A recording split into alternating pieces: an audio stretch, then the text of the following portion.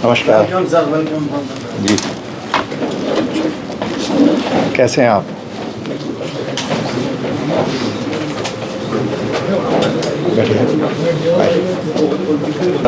स्वागत है। और सबसे पहले मैं हिसार रेंज की तरफ से हमारे डीजीपी साहब का और मंच आपके लिए और सर के लिए ओपन करता हूं कि वो अपनी आप सुमेर हाजी इधर जी। खुशी हो रही है क्योंकि यहाँ मैंने अपनी शुरुआती दौर में यहीं से अंडर ट्रेनिंग और बाकी सब यहीं से किया।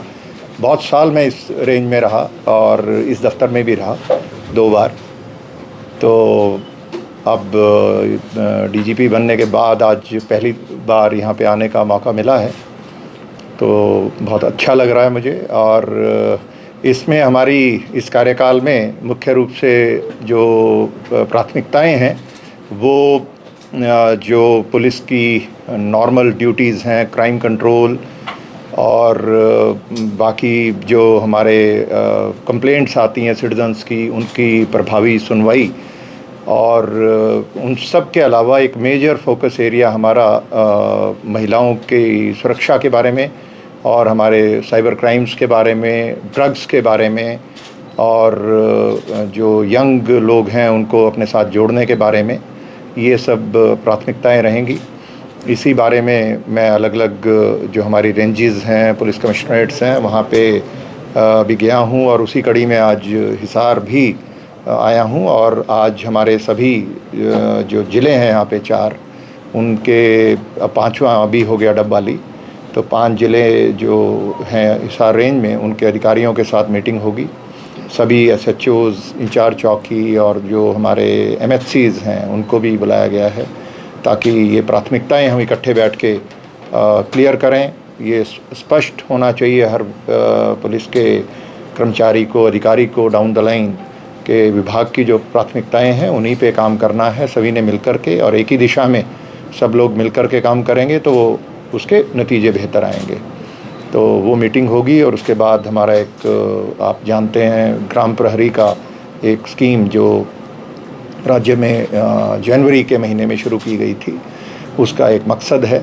और उसी जो ग्राम प्रहरी हमारे हिसार ज़िले के जितने भी हैं उनके साथ भी जो हमारे कांस्टेबल्स हैं, हेड कांस्टेबल्स हैं, उनके साथ एक मीटिंग करके उनसे उनकी दिक्कतें हैं जो उनको हल करेंगे और उनकी प्रभावी तरीके से उसके नतीजे आएँ ग्राम प्रहरी स्कीम के।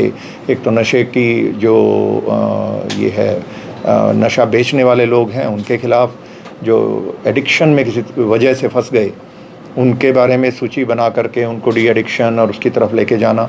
इसी तरीके से जो दबंगई करते हैं लोग, ऐसे लोगों को भी इनको आइडेंटिफाई करके इनके खिलाफ एक्शन लेना, और क्रिमिनल एलिमेंट्स के खिलाफ एक्शन लेना, और महिलाओं की सुरक्षा के बारे में। तो ये 5 काम हम ग्राम प्रहरियों के जिम्मे लगा रहे हैं। तो उनको उस सूचना तंत्र से सूचनाएं आएंगी और जिस पे सीनियर अधिकारी समयबद्ध तरीके से उस पर काम करेंगे। तो ये प्राथमिकताएं रहेंगी और इसी पे आगे हम बढ़ेंगे अगले 2 वर्ष में। मुझे उम्मीद है कि चाहे वो साइबर क्राइम्स हो, चाहे ड्रग्स का इशू हो, या हमारा बेहतर सुनवाई की बात हो, वो उन सब में हम अच्छा काम कर पाएंगे आप सबके सहयोग से। और मीडिया की जहाँ तक मैं बात करूँ आपसे, मैं यही अपील करूँगा कि, और मैं सब जगह यही कहता हूँ कि हम क्राइम और क्रिमिनल्स को ग्लोरीफाई ना करें। अक्सर मैं देखता हूँ कि वो उनके फ़ोटो छपते हैं क्रिमिनल्स के, और वो जो भी कोई बड़ा अपराध होता है तो उनको एक तरह से ग्लोरीफाई इनडायरेक्टली, ऐसा जानबूझकर नहीं होता, पर वो ऐसा हो रहा है। तो उसको हमें पुलिस के स्तर पर भी, मैं अपने सभी अधिकारियों को भी यही कह रहा हूँ कि हमें इन लोगों के नाम नहीं छापने हैं अपने प्रेस नोट्स में, और आपसे भी यही मैं गुजारिश करूँगा कि कम से कम आपकी कलम से किसी अपराधी का नाम लोगों तक ना पहुँचे। तो यही लोग फिर उनका मकसद ये होता है, जैसे मशहूरी चाहते हैं लोग, अपराधी भी मशहूरी चाहता है, क्योंकि उसको अपने जो गलत धंधे हैं उनको आगे बढ़ाना होता है। तो ये सब हमारी जॉइंट रिस्पॉन्सिबिलिटी है, तो इस पे हम कायम रहें। तो इन्हीं बातों के साथ अगर आपका कोई प्रश्न हो तो आप बताएं। सर, ये जो आपने नारकोटिक्स की बात की ना सर, इसमें पुलिस इज सीरियस, लेकिन जो पाइप लाइन है, जो जहाँ सप्लाई है, वो ब्रेक क्यों नहीं रही? It is possible for the police. तो इसमें जो अपने पुलिस के अंदर से जो है ना सर, उसकी बहुत ज़्यादा सख्ती की जरूरत है और बहुत ईमानदार ऑफिसर्स के ऊपर। इसमें सबसे बड़ी जो चीज़ होती है, वो चाहे ड्रग्स हो या भ्रष्टाचार का भी ऐसा ही एक मुद्दा है जो बहुत साल से बहुत गहराई तक हमारी समाज की जड़ों को एक तरह से खोखला कर रहा है। तो वो पिछले 2 साल से मैं उसमें भी काम कर रहा था। तो मेरा एक्सपीरियंस ये है कि सूचना एक बहुत बड़ी चीज़ है। अगर समय पे सूचना आती है तो उस पर एक्शन हो पाता है, और फिर जो आप कह रहे हैं वो सारा कि जो सूचना है फिर पूरी तरीके से उसकी इन्वेस्टिगेशन हो, और चाहे कोई भी हो, कोई छोटा आदमी हो या बड़ा आदमी हो, उसके पीछे जो लोग हैं उनके विरुद्ध प्रभावी कार्रवाई होनी चाहिए।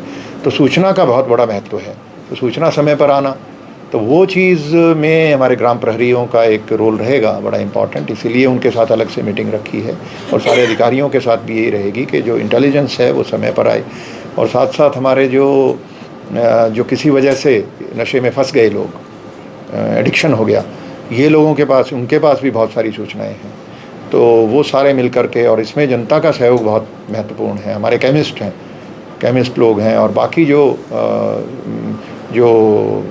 बॉयज़ और गर्ल्स हॉस्टल्स हैं, उनके वार्डन्स हैं, वहाँ पे सिक्योरिटी गार्ड्स हैं, ये सब के पास इंफॉर्मेशन बहुत सारी होती है, जो सही समय पर अगर मिलती है तो उस पर अच्छा एक्शन हो सकता है। तो ये सारी चीज़ें करनी पड़ेंगी, तभी आगे बढ़ेंगे, और जब आगे बढ़ेंगे अच्छे रिजल्ट आएंगे तो और ज़्यादा लोग जुड़ते हैं। सर, विधायक मामन खान की गिरफ्तारी के साथ ही क्या नू दंगों के सभी आरोपियों की गिरफ्तारी हो चुके हैं, या ये जो भी हमारे कहीं भी लॉ एंड ऑर्डर प्रॉब्लम बनती है, जैसे पीछे हमारी दक्षिण हरियाणा में बनी, तो उसमें जो इन्वेस्टिगेशंस हैं वो अपने जितने मुकदमे दर्ज होते हैं, करीब 100 से अधिक इसमें मुकदमे दर्ज हैं, उन सब की इन्वेस्टिगेशन चल रही है, और वो अलग अलग चलती है। अगर एक शहर में एक तोड़फोड़ की घटना घटी और दूसरे शहर में घटी, तो वो दोनों की अलग अलग FIR होंगी, अलग अलग इन्वेस्टिगेशन चलेंगी। तो कोई भी अंतिम अरेस्ट नहीं होती। वो तो इन्वेस्टिगेशन में जैसे जैसे एविडेंस आता है, एविडेंस के आधार पे कोई भी और आगे आएगा तो उसके खिलाफ भी कार्रवाई होगी। तो इसको अभी वो आंकड़े मैं अभी साथ नहीं लेके हैं मेरे पास, पर यह है कि हम स्पेसिफिक केसेस की बात करने के बजाय जनरल ये कहूँगा मैं कि भाई जहाँ भी कोई गलत काम होगा उस पर जो कार्रवाई बनती है पुलिस की वो की जाएगी। प्रदेश सरकार भी नशे को लेकर जो है काफी गंभीर है, तो पुलिस गंभीरता से ले रहा है, और समय समय पर जो है जागरूक अभियान के माध्यम से लोगों को भी जागरूक करने का काम कर रहे हैं। इसी को लेकर सिरसा जिला की खासतौर बात करते हैं, वो रेड लाइन पे है। CM साहब ने भी कहा कि जो नशे की जो है सबसे ज्यादा दिक्कत जो है सिरसा जिले से आ रही है। अभी SP साहब ने भारी मात्रा में जो है वहाँ नशीले पदार्थ को पकड़ने में भी काफी अपने कामयाबी प्राप्त की है। तो जागरूक अभियान कितना आपके लिए सार्थक साबित हो पा रहा है? देखिए, जो जागरूकता का अभियान है, जैसे अभी साइक्लोथॉन आपने देखा वो चल रही है आजकल, और ये सब अभियान एक तरह से अवेयरनेस पैदा करने के लिए हैं। उनको स्पेसिफिक डायरेक्ट कनेक्ट नहीं कर सकते हम कि उसका कितना मेजर नहीं कर सकते कि उसका कितना इम्पैक्ट आया, पर हाँ उससे एक माहौल बनता है, और माहौल बनने से एक सार्थक वो पहल है और उसका अच्छा असर आता है।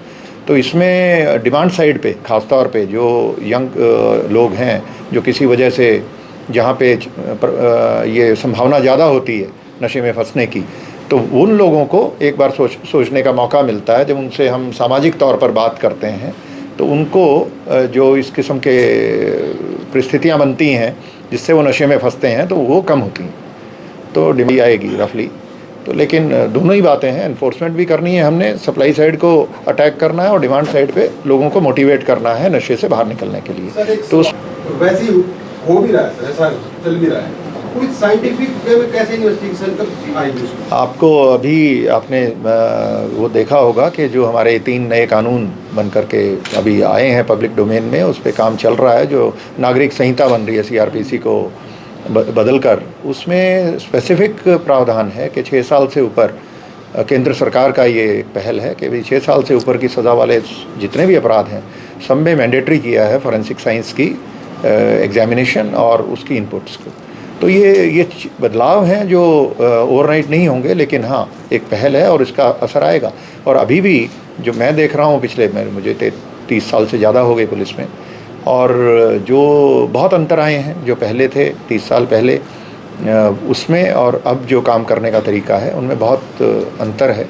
अब बहुत सारा टेक्नोलॉजी बेस्ड हो गया, क्राइम भी हो गए और उनकी इन्वेस्टिगेशन की पद्धति भी साइंस बेस्ड हो गई है, पर और ज़्यादा इसमें काम होगा। ऐसा टॉर्चर जो होता है सर रिमांड के दौरान, वो अब ऐसा अब क्योंकि गिरफ्तारियां ही बहुत कम हो गई हैं, नए कानून बने हैं, उनके हिसाब से अब हर केस में गिरफ्तारी नहीं करनी है। 7 साल से कम जो अपराध हैं उनमें बहुत कम केसेस में ही गिरफ्तारियां होती हैं। तो उसी दिशा में देश आगे बढ़ रहा है। मुझे उम्मीद है कि और इसमें चेंजेस आएंगे और over a period of time में भी 10 साल 20 साल में आप देखेंगे कि बहुत सारी चीज़ें ये ख़त्म हो गई हैं। जी, कल ही एक बुढ़ाक गांव है हादसे में, वहाँ से कुछ ग्रामीणों के फोन आए, वहाँ के लड़के को अरेस्ट किया हुआ, 8 दिन के रिमांड पे लिया हुआ है। उसको इतना पीटा गया है कि वो पैसे की डिमांड हो रही है। उसको बोले पैसे नहीं है, गाँव वालों ने इकट्ठे करके पैसे लिए, बोले आप किसान जो क्रेडिट कार्ड, ये तो हिसार जिले में होगा, तो आपके हैं, आप स्पेसिफिक आपकी सूचना है और बड़ी पब्लिकली मैं कहूँगा कि रिमांड का मतलब मार देंगे उसको। देखिए पब्लिकली कोई भी अगर आपके पास अच्छी सूचना अब इसकी है, हम तो एंटी करप्शन ब्यूरो की तरफ से मैं अगर देखूँ, देखिए आप सुन लीजिए, अब आपने सवाल पूछ लिया, अब इसको आपकी बात समझ में आ गई। इसमें एंटी करप्शन ब्यूरो साइड पे हम ऐसे जो हमारे कंप्लेनेंट्स हैं हम तो ढूंढते हैं। पिछले 2 साल में हमने कम से कम 400-500 इस तरीके के मुकदमे जो ट्रैप किए हैं। ये भी एक, अगर आपकी सूचना सही है तो मैं यही कहूँगा कि उसका 1064 1064 पे आपको देना था, पर क्योंकि आप यहाँ दे रहे हैं तो मैं एसपी साहब को कहूँगा पब्लिकली आप बताएंगे। तो चलिए नेक्स्ट आप सवाल पूछिए। सर, हरियाणा पुलिस में अभी फोर्स की कमी है, इसको क्योंकि अपराध भी ज़्यादा बढ़े हैं, जनसंख्या भी ज़्यादा बढ़ी है, तो इसको कमी को कैसे पूरा होगा? अभी भी आपने देखा होगा कि 4000 के करीब अभी हमारे नए जवानों ने ज्वाइन किया है और नई भर्ती, उसमें कुछ नियमों में बदलाव थे, वो भी अंतिम चरण में हैं। वो होने के बाद एक और भर्ती का सिलसिला शुरू होगा। तो ये हमेशा नई पोस्टें सैंक्शन होती हैं, पुराने लोग रिटायर होते हैं तो उसमें वैकेंसियाँ बनती हैं, उनको भरने का क्रम चलता है भर्तियों के ज़रिए। वो सारी चीज़ें भी वो जैसे अभी 4000 की ट्रेनिंग अब हमने शुरू की है पिछले हफ्ते ही जवानों की। 608 लड़कियाँ जो लेडी कांस्टेबल्स हैं उनकी पासिंग आउट परेड अभी लास्ट वीक हुई, तो वो अभी ट्रेनिंग कंप्लीट करके वो उनका बेड़ा जुड़ रहा है वो। और जो 4000 हैं इनकी भी ट्रेनिंग करीब 8-10 महीने में हो जाएगी। तो ये सभी लोग जिला पुलिस में और हरियाणा आर्म्ड पुलिस में ज्वाइनिंग करेंगे। तो जो नई भर्ती होगी वो भी चलता रहेगा। तो ये सब चलता रहता है। सर, गली मोहल्ले के अंदर ड्रग्स दालचीनी की तरह बेचे जा रहे हैं, तो क्या ग्राउंड लेवल के ऊपर पुलिस के पास कोई एजेंडा है? जी, वो अभी जैसे मैंने आपको बताया कि ग्राम प्रहरी और वार्ड प्रहरी का जो ये स्कीम है जिनसे आज बात मैं करने वाला हूँ, उसका मकसद यही है कि जो सब ऐसा कुछ चल रहा है तो उसकी सूचना तुरंत आए और उस पर हम इफ़ेक्टिव एक्शन कर पाएँ। सर, डिजिटल प्लेटफॉर्म पे सर हेट स्पीच के मामले सामने आ रहे हैं, कुछ ऐसे मॉनिटरिंग के लिए कुछ वो सब ये तो अदालतों के स्तर पर भी किया जा रहा है और हमारे नोटिस में कुछ भी ऐसा आता है उस पर तुरंत मुकदमा भी दर्ज किया जाता है और एक्शन भी होता है।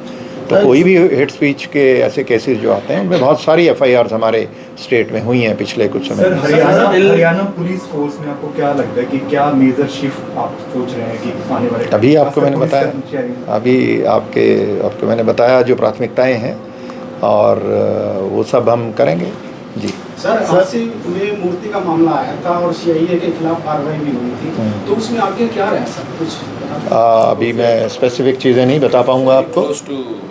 चलो ठीक है, बता रहे हैं ADG साहब के। इसमें सर पुलिस को उतना सहयोग डीसीज या एसडीएम या जो एडमिनिस्ट्रेशन है, इसमें पुलिस को पूरा सहयोग मिले डिस्ट्रिक्ट एडमिनिस्ट्रेशन का जगह इलीगल माइनिंग, और ये बात आपको हायर लेवल पर लेके स्टेट लेवल पर सर करनी पड़ेगी। जब तक पुलिस को पूरी सहायता, पूरी इंफॉर्मेशन, पूरा वो नहीं मिलेगा डिस्ट्रिक्ट एडमिनिस्ट्रेशन से, तो तब तक ये इलीगल माइनिंग नहीं रुक सकता। अच्छा सुझाव है, तो इस पे तो इसको आप काम किया जाएगा सर हायर लेवल जी, पर, ताकि पुलिस को पूरा सहयोग मिले और तभी रुक पाएगी। बहुत बढ़िया जी, कोई दूर नहीं। और थैंक यू वेरी मच।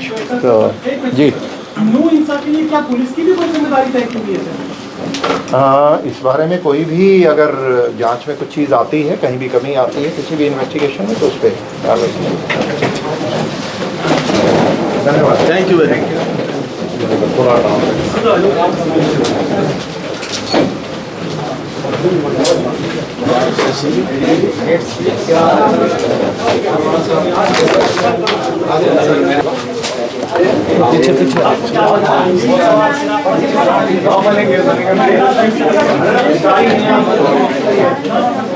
हम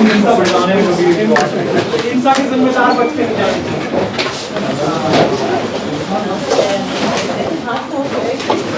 नेशनल खबर वही है मैडम, 3 उम्र के 4 घंटे में उसके लिए कौन जिम्मेदार? पुलिस का कंप्लेंट नहीं था। हाँ, तो जिम्मेदारी किसकी है?